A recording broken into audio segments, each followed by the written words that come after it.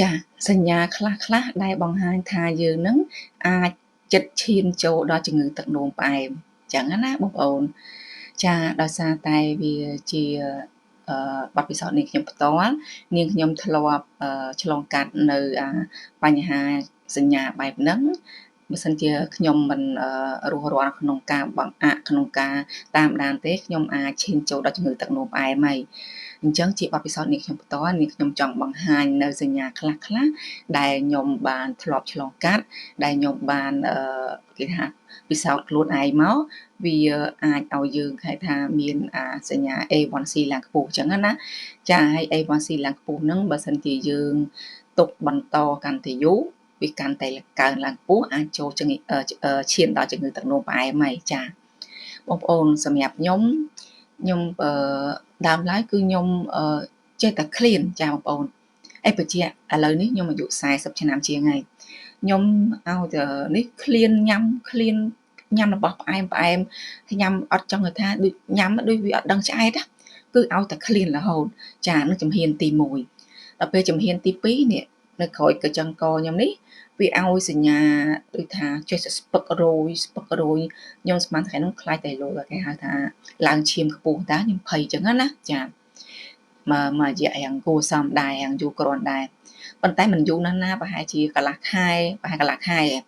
បន្ទាប់ទៀតមកសញ្ញាទី3គឺភ្នែកខ្ញុំហ្នឹងមានអារម្មណ៍ថាខ្ញុំបន្ទាប់ពីខ្ញុំញ៉ាំឆ្អែតហើយញ៉ាំច្រើនហើយខ្ញុំរត់ស្រវាំងភ្នែកស្ព្រិលភ្នែកយើងព្រិលអញ្ចឹងណាបងប្អូនចាដល់ពេលខ្ញុំដល់ឃើញអាសភាពបែបហ្នឹងវារាងដូចប្លែកយើងអត់ដែរអញ្ចឹងហ៎ខ្ញុំក៏បានសួរនាំអ្នកនៅក្បែរខ្ញុំហ្នឹងអ៊ំមួយហ្នឹងគាត់អាយុច្រើនហើយគាត់មានជំងឺទឹកនោមផ្អែមខ្ញុំសួរនាំគាត់ទៅគាត់ខ្ញុំបង្ហាញពីសញ្ញាដែលខ្ញុំប្រាប់មិញហ្នឹងទៅគាត់ថាដូចអត្តបងតែខ្ញុំអាសាញ៉ាំអាសាឃ្លានគាត់គឺអញ្ចឹងដែរគឺឃ្លា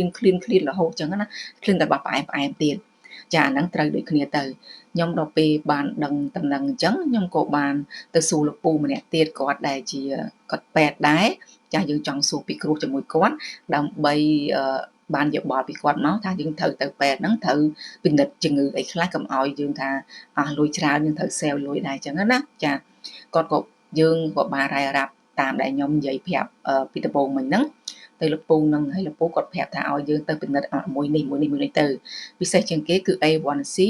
ចាដែលគេហៅថាជាតិស្ករក្នុងឈាមហ្នឹងចាហើយមួយទៀតគឺជាតិស្ករខាងក្រៅចាខ្ញុំទៅពិនិត្យពេទ្យទៅជួបពេទ្យដល់ពេលពិនិត្យទៅបងប្អូន A1C របស់ខ្ញុំឡើងដល់ 6.2 ចាតាមធម្មតា A1C ដែលគេហៅថាជាតិស្ករនៅក្នុងឈាមហ្នឹងគឺល្អត្រឹមតែ5អីទេ5តិចតួចហ្នឹងល្អដល់ពេល 6.2 វាអាចចិត្តឈានវាអាចចិត្តដំណើរការទៅដល់ចូលទឹកនោមផ្អែមហើយឲ្យតែបើសិនជាខ្ញុំប្រហែសខ្ញុំបដោយខ្លួនញ៉ាំបែបហ្នឹងទៀតចូលជំងឺទឹកនោមផ្អែមអាហ្នឹងវីវហើយពាក្យខ្មែរតែងពោលថាការពារជាជាងព្យាបាលអញ្ចឹងយើងបានដឹងអញ្ចឹងហើយខ្ញុំក៏បានបន្ថយពេទ្យគាត់បានប្រាប់វិធីសាស្ត្រដែរគឺយើងគួរតែបន្ថយនៃការញ៉ាំផ្អែមត្រឡប់មកវិញខ្ញុំភ្លេចបញ្ជាក់ដែលខ្ញុំចូលចិត្តញ៉ាំផ្អែមគេលក់នៅផ្សារពួកខ្ញុំនៅក្បែរផ្សារនៅក្នុងផ្សារនៅក្បែរតូបខ្ញុំមានលក់ផ្អែមលក់អីខ្ញុំញ៉ាំផឹក1000ថ្ងៃ1000ញ៉ាំផ្អែមយ៉ាងគួរសមយល់ញ៉ាំយ៉ាងគួរសមច្រើនដែរអញ្ចឹងណាចាហើយពេទ្យក៏បានប្រាប់ថាឲ្យខ្ញុំហ្នឹងបន្ថយនៃការញ៉ាំសំខាន់គឺរបបអាហារចាគឺចាប់ផ្ដើមរៀបរបបអាហារវិញមកញ៉ាំមិនថាមិនឲ្យយើងអត់ឲ្យញ៉ាំផ្អែមសោះទេចាបងប្អូនសូម្បីតែបាយហ្នឹងក៏ជាតិផ្អែមច្រើនដែរគាត់ឲ្យយើងញ៉ាំបន្ថយខ្លះមកកុំឲ្យញ៉ាំដល់ឲ្យវាច្រើនហួសហេតុពេកចឹងទៅចា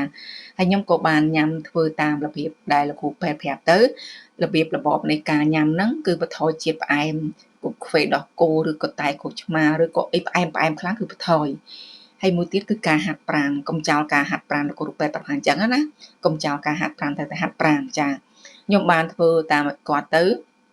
ដល់ពេល6ខែក្រោយខ្ញុំទៅជួបម្ដងទៀតគឺ A1C ខ្ញុំបានចុះថយបានល្អមែនអញ្ចឹងទៅចា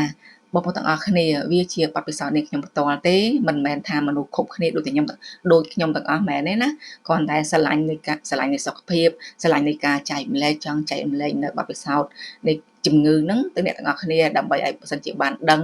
ហើយយើងអាចឆាប់ទៅឆាយឆាប់ទៅពិនិត្យទៅកុំឲ្យវាធ្ងន់ ដល់ណាធ្ងន់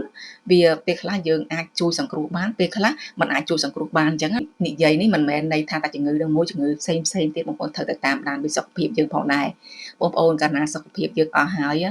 យើងមិនមានកម្លាំងមិនមានអ្វីទាំងអស់គឺស្មើសូន្យហើយសុខភាពគឺជាទ្រព្យទី1ព្រះសម្មាសម្ពុទ្ធក៏សម្ដែងដែរទ្រព្យដែលល្អប្រសើរទ្រព្យដែលទី1ដែលយើងត្រូវតែថែគឺសុខភាពនឹងឯង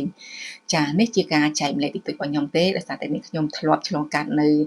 បញ្ហាបែបនេះទើបនេះខ្ញុំអាចមកចែករំលែកឲ្យអ្នកទាំងអស់គ្នាបានផងដែរចាអញ្ចឹងត្រឡប់មកវិញចង់បញ្ជាក់ថាសញ្ញានៃការជំងឺA1C ឡើងខ្ពស់ដែលអាចឈានចូលជំងឺទឹកនោមផ្អែមហ្នឹងគឺខ្ញុំញ៉ាំច្រើនញ៉ាំហើយញ៉ាំទៀតញ៉ាំច្រើនវាឲ្យយល់អារម្មណ៍ឲ្យឃ្លានរហូតអាហ្នឹងទី1ទី2រួយកញ្ចឹងកស្ពឹកមានអារម្មណ៍ថាដូចវារួយចុកណែនអញ្ចឹងណាហើយទី3គឺខ្ញុំស្វាំងភ្នែកចាហើយអាការៈនេះប្រហែលជាកន្លះខែចាកន្លះខែខ្ញុំមានអារម្មណ៍ថាប្លែកខ្ញុំទៅពិនិត្យពេទ្យចាហើយវិធីការពារហ្នឹង